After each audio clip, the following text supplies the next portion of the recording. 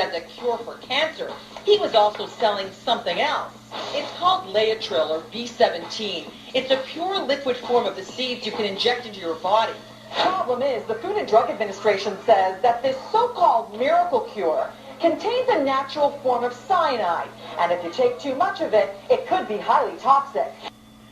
Well, the first thing that you have to do is laugh at that statement, because it comes from total lack of understanding of what's going on. The people in Hunza, for example, have never had cancer. And in Hunza, at least until very recently, a man's wealth was measured by the number of apricot trees he owns. And people eat apricot seeds there all the time. They eat a lot more than one or two. They eat them like candy. So I think the first thing we need to do, and by the way, they don't have cancer. And by the way, they also live to be 90 and 100 years old. So the first thing we have to do is rush to Hunza and warn those people to stop eating those apricot seeds, you see, because I'm sure your medical authorities here are much smarter. It's a lack. They don't understand.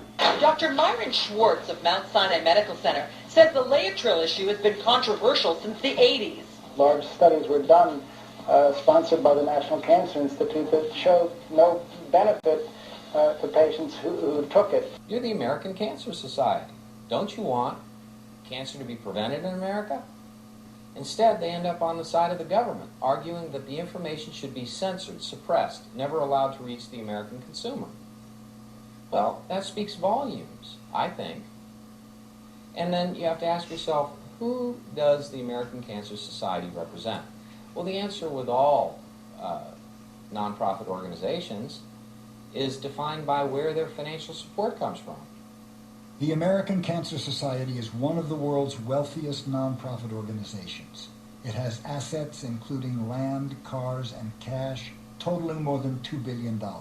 In order to finance this operation, the ACS has established a long history of partnerships with deep-pocketed corporations. And what is the upshot of that? The upshot of that is it costs on average about $1.6 billion for a single drug to be approved in the United States. That game can only be played by the largest monopolies on earth. The FDA also raided Jason's home and confiscated a 242-year supply of Leotril injections. In a statement, the FDA said it takes seriously its responsibility to